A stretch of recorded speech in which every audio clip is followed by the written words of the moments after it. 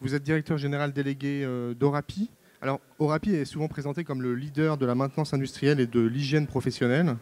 Est-ce que vous pourriez nous expliquer un peu plus précisément quels sont les métiers d'Orapi, business model Tout à fait. Alors, bon, merci à vous qui vous intéressez à la société Orapi. Donc, Orapi est une société qui est dans la région lyonnaise, qui a été créée il y a une quarantaine d'années. Et le métier d'origine d'Orapi, ce sont les produits de maintenance industrielle. Et c'est ce type de petits produits. J'ai un petit échantillon. Alors, qu'est-ce que c'est la maintenance industrielle? Ce sont tous les produits qu'un technicien de maintenance dans une industrie va utiliser pour entretenir son matériel et ses machines. Donc, un technicien de maintenance, il faut qu'il démonte, qu'il nettoie, qu'il dégrippe, qu'il lubrifie, qu'il traite. Donc, on a créé une gamme fabriquée, on conçoit en fabrique, on commercialise une gamme de produits dans ce domaine. Ça représente aujourd'hui, ce métier historique, 20% du chiffre d'affaires d'Orapi. Et puis, dans les années 90, on a été confronté à un problème, c'est qu'on avait de moins en moins de clients. Puisque, comme nos clients, ce sont les industries, de jour en jour, on voyait partir nos clients, fermeture d'usines, et donc il nous fallait trouver des relais de croissance. Et on a racheté une entreprise aux États-Unis qui avait allié la maintenance industrielle avec les produits d'hygiène professionnelle. C'est comme ça qu'on a mis un pied à la fin des années 90, début des années 2000, dans l'hygiène professionnelle. Alors là aussi, qu'est-ce que c'est que l'hygiène professionnelle? Je dirais c'est un petit peu la même chose que ce que vous avez chez vous, mais pour le secteur du professionnel. Donc il y a 4 domaines principaux d'activité. Premièrement, la blanchisserie industrielle. Deuxièmement, tout ce qui concerne le nettoyage des sols et surfaces, donc tout ce qu'utilise une entreprise de propreté. Troisièmement, tout ce qui tourne autour des cuisines, cuisines collectives, restaurants, cafés, hôtels, ou les lycées, les écoles, les collectivités. Et puis quatrièmement, tout ce qui tourne autour de la désinfection. Vous voyez, par exemple, là, j'ai un petit gel hydroalcoolique. Voilà, on fabrique ces produits donc, dans nos usines à Lyon et on les exporte. Par exemple, actuellement, la crise Ebola nous permet de vendre ce genre de produits en Afrique où on a beaucoup de demandes qui nous arrivent. Voilà, alors pourquoi l'hygiène professionnelle? En fait, ce secteur était aux mains des grands lessiviers, les Procter & Gamble, les Reckitt Benckiser, Johnson, dans les années 60, 70 jusqu'aux années 80. Et puis ces grands lessiviers qui ont voulu faire toujours plus de résultats, plus de marge, ont trouvé ce marché un peu compliqué, parce que c'est vrai qu'il est plus compliqué à traiter, et ont délaissé ce marché.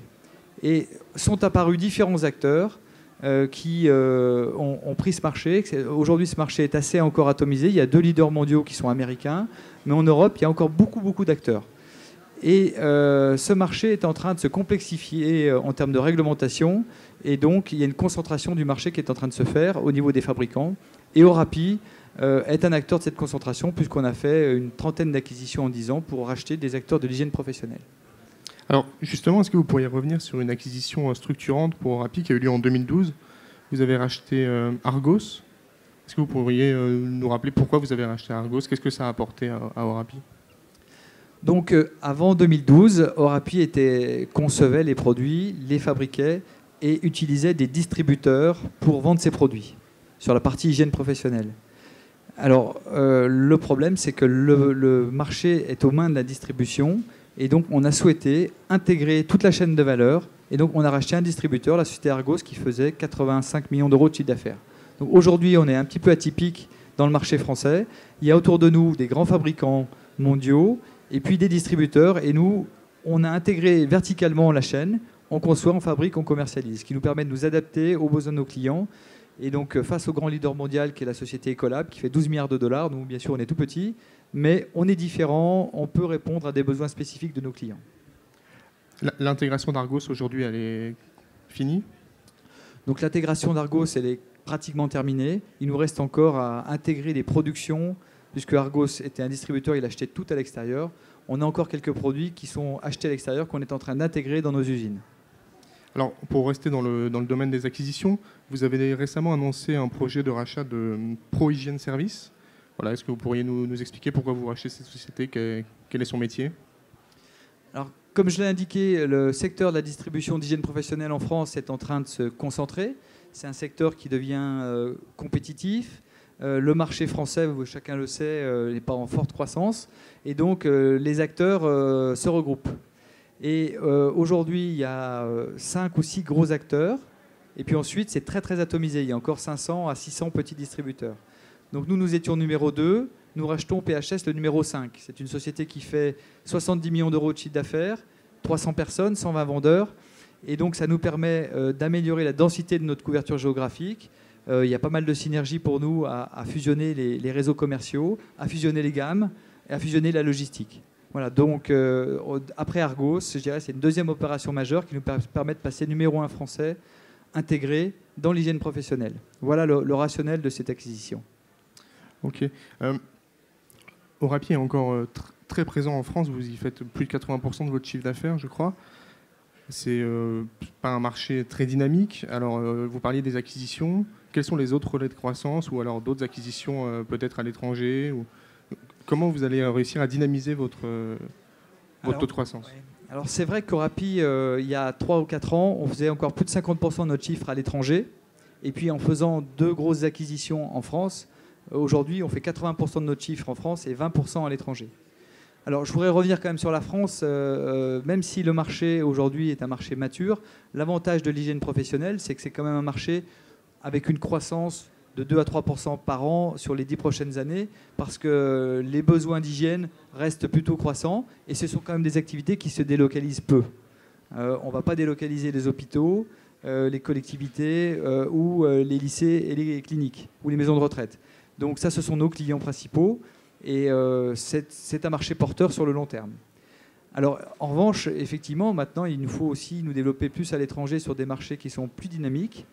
Donc Orapi fait 40 millions d'euros de chiffre à l'étranger. On est très présent en Europe dans les pays anglo-saxons, Angleterre, Suède, Finlande, Norvège, Hollande, où on a des filiales en propre. On fabrique et on commercialise dans ces pays. On est présent en Italie et en Espagne. Et puis on développe beaucoup actuellement les marchés de grand export, en Afrique notamment, j'en parlais tout à l'heure, au Moyen-Orient. Et on a une filiale également en Asie, à Singapour, et en Malaisie, à Kuala Lumpur, et une filiale en Amérique du Nord, au Canada. Donc, on a des implantations géographiques dans pratiquement tous les continents. On n'est pas présent encore en Amérique du Sud, ou très peu. Et ça nous permet aussi de voir ce qui se passe sur ces contrées un peu lointaines, parce que c'est intéressant, parce que pour nous, notre grand concurrent Ecolab, il est dans tous ces endroits. Alors, on a pu prendre des marchés intéressants. Par exemple, on est à Dubaï, où on a créé une filiale. Et à Dubaï, on a comme gros client la société Emirates Catering, donc c'est la compagnie aérienne. Ils ont créé un très très gros hub aéroportuaire où ils nettoient les plateaux repas des avions. Et donc ces plateaux repas, c'est une usine de nettoyage, puisqu'il y a 16 000 personnes qui travaillent dans cette usine, avec des grandes machines à laver qui sont en batterie. Ça travaille jour et nuit, 24 heures sur 24. Et ils avaient comme fournisseur de produits d'hygiène Ecolab. Il se trouve que nous, on a racheté il y a 6 ans une petite entreprise en Malaisie, comme je vous l'ai indiqué, qui fait ce genre de prestations.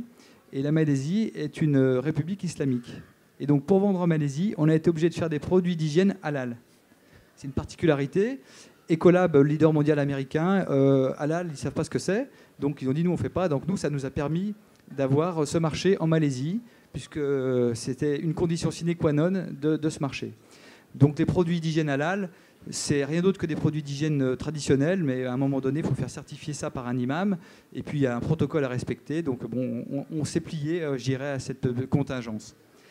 Alors, c'était un petit marché qu'on avait en Malaisie. Sauf qu'à Dubaï, quand on a répondu à l'appel d'offres contre Ecolab, on a dit, nous, on a un petit peu quelque chose qu'on peut vous proposer, c'est des produits halal. Alors, Dubaï, ça les a bien sûr intéressés.